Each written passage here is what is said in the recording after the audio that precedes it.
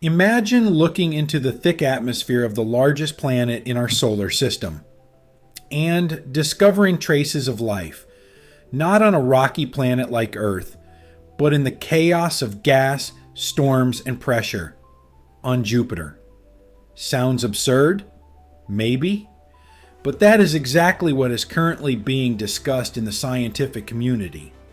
New observational data reveal unexplained chemical patterns in Jupiter's upper atmosphere, patterns that cannot be explained by known physical processes, patterns that some researchers consider reminiscent of biological activity. For decades, Jupiter was considered hostile to life, too hot, too cold, too toxic, too extreme.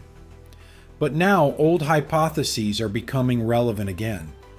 Life-like structures have formed in the upper layers of the atmosphere. In this video, we take a closer look at what was discovered, what theories are there about Jupiter life, what does science say, and what doesn't it say, and what new questions are suddenly arising. Stay tuned.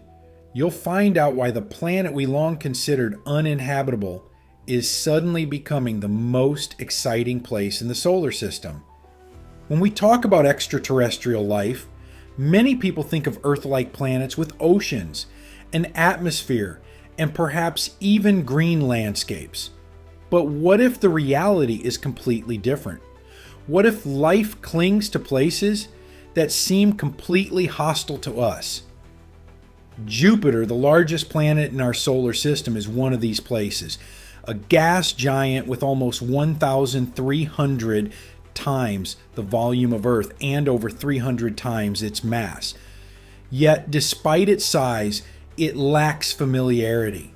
Jupiter has no solid surface. Instead, it consists primarily of hydrogen and helium, the two elements that also dominate our Sun. The deeper you delve into its atmosphere, the more extreme the conditions become.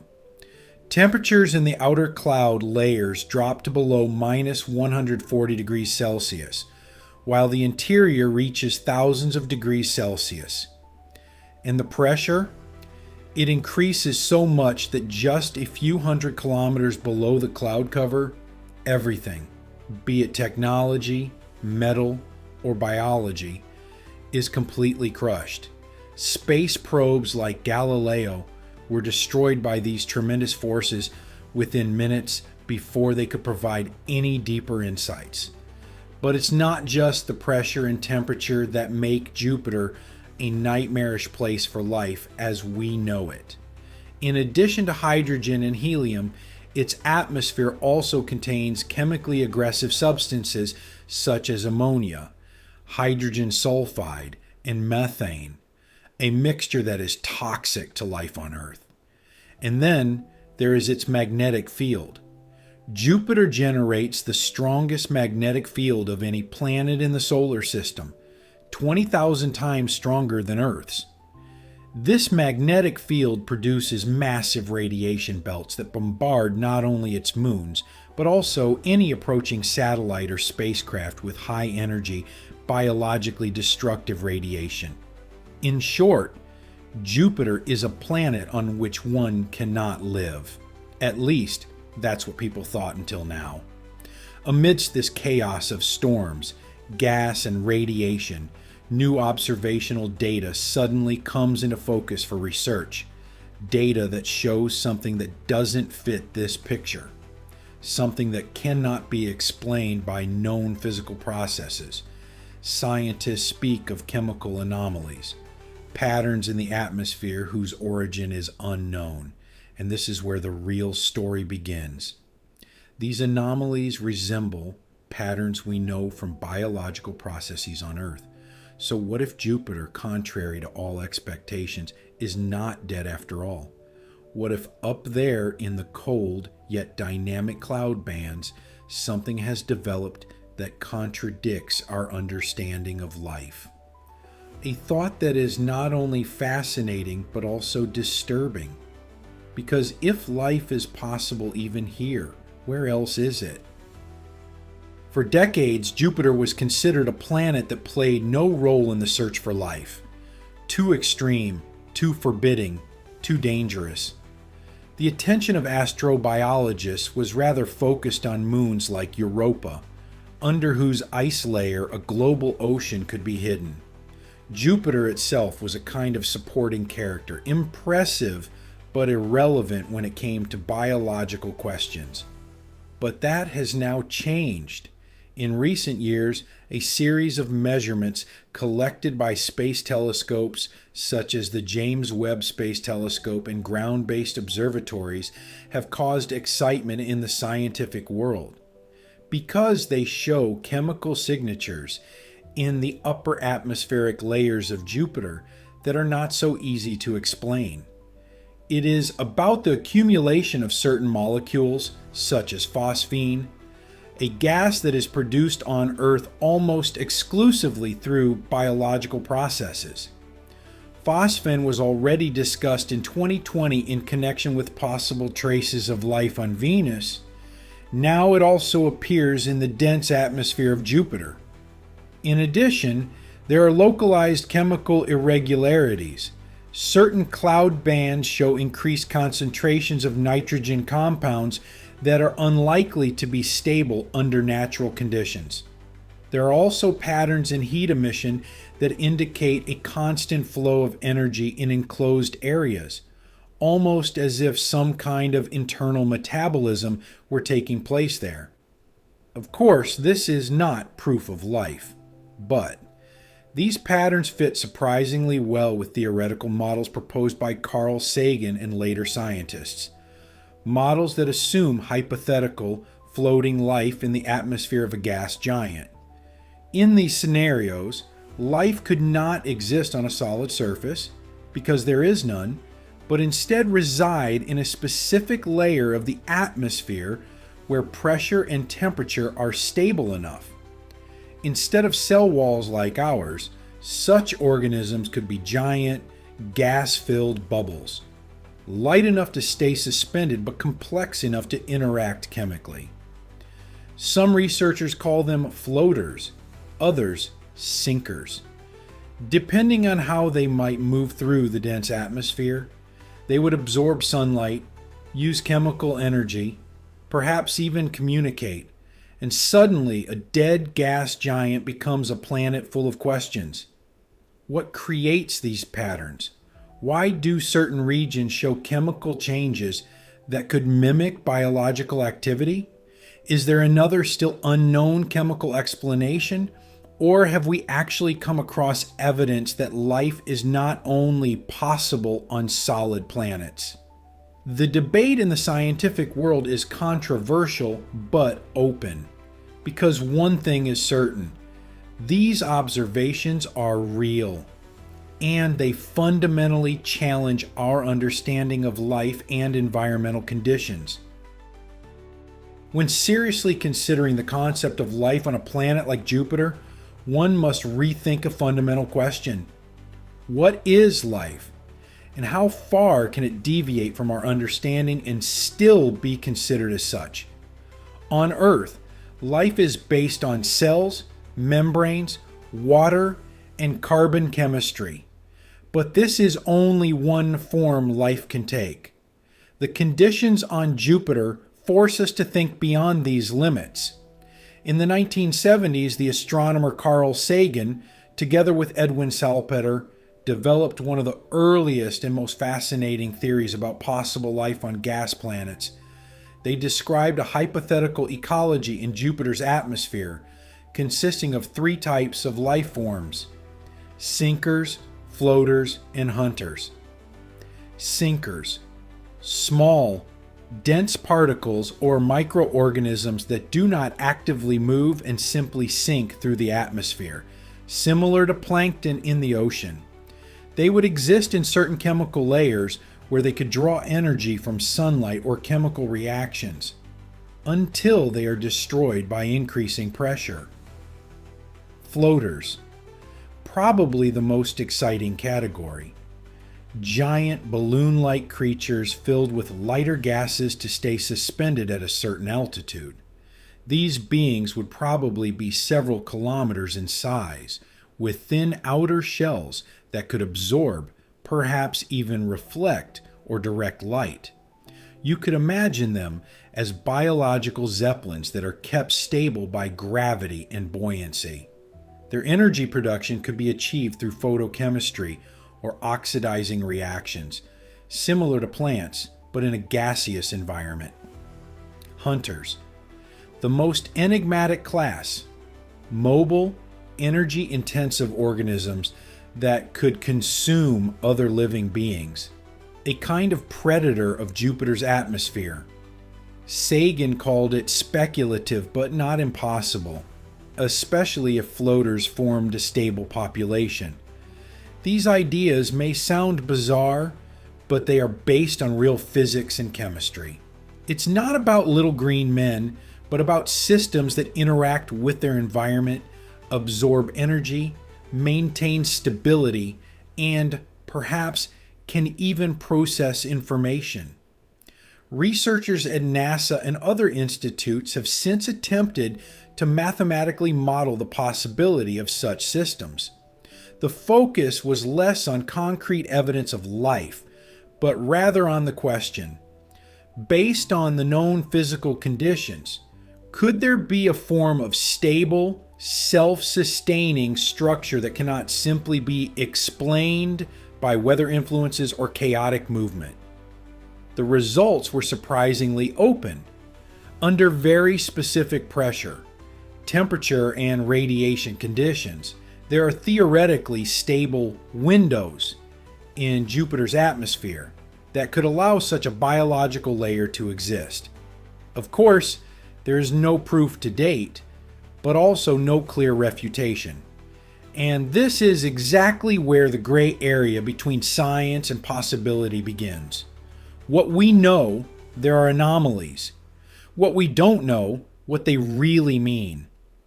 But the idea that kilometer-sized floating organisms, alien but functional, could be circling above our heads fundamentally changes our view of life in space. The idea that some form of life could exist in Jupiter's cloud layers has caused fascination in the scientific world, but also controversial discussions. As spectacular as the idea is, many researchers are cautious when it comes to interpreting the new chemical anomalies as evidence of life, while the discovery of molecules such as phosphine or the structural temperature patterns in certain atmospheric layers of Jupiter are not disputed, the interpretation of these data is a point of contention.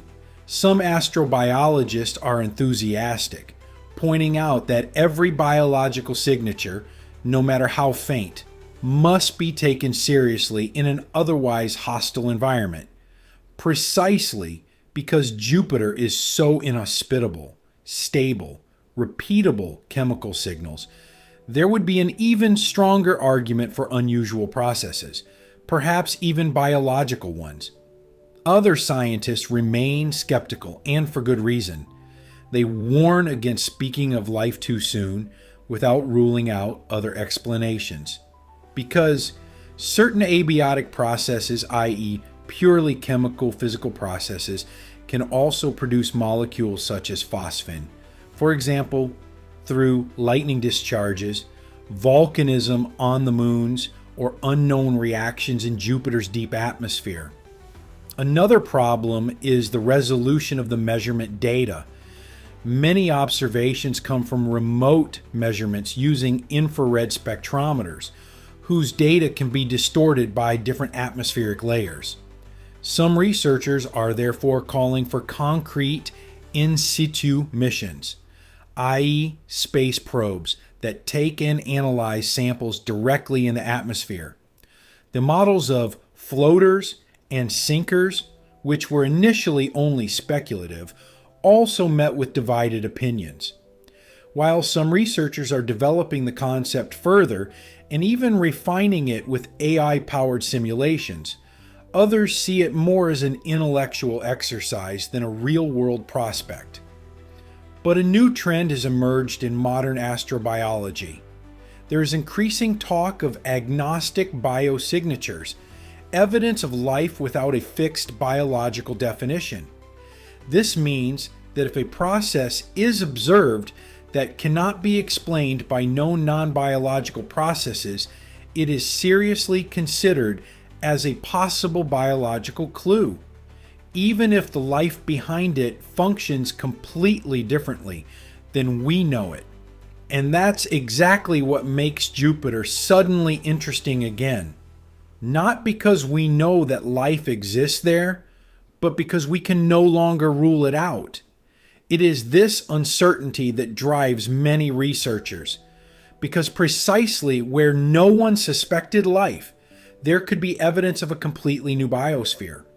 One that breaks with our ideas and forces us to radically expand the concept of life. The scientific response is therefore a reflection of our times. Curious, cautious, methodical, but also open to possibilities that would have been unthinkable just a few decades ago.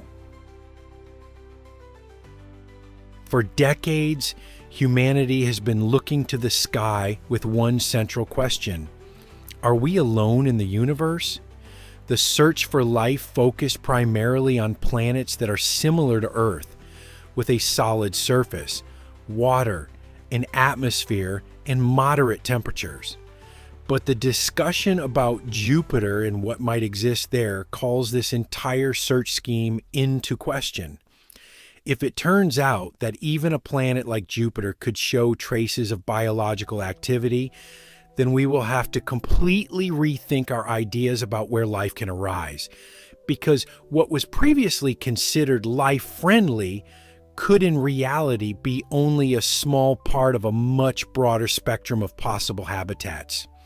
The assumption that life needs water, land, and sunlight is based solely on our earthly experience. But the universe does not follow a human blueprint. It is larger, more complex, and probably more diverse than we can imagine today.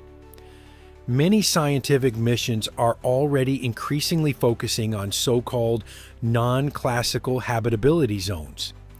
This means that not only Earth-like planets count, but also moons under layers of ice, atmospheres of gas giants, or even artificially created biospheres on asteroids. The observations on Jupiter impressively show that atmospheres themselves can be conceived as independent habitats, not just as passive shells, but as active, chemically complex systems that could enable or even give rise to life. This also changes the way we plan future space missions. Instead of just looking for blue dots like Earth, new telescopes and space probes could specifically look for chemical patterns, radiation anomalies, or biological imbalances in atmospheres on planets that have previously received little attention. In this respect, Jupiter is more than just an object of fascination. It is a paradigm shift, an example of how we might have been looking in the wrong place, or at least not broad enough. The philosophical impact is also enormous.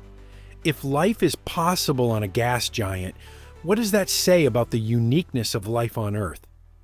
Are we really something special, or just one of countless variations of how complex molecules organize themselves in energy environments? The discovery of chemical anomalies on Jupiter not only opens the door to new scientific questions, but also to a much deeper reflection. How do we define life? And how willing are we to question our previous ideas? The search for extraterrestrial life is no longer a search for ourselves in the cosmos, but a search for the unknown, the completely other. And that's precisely why Jupiter, that inhospitable, massive planet, could be the first place where we learn that there is more to life than we ever imagined.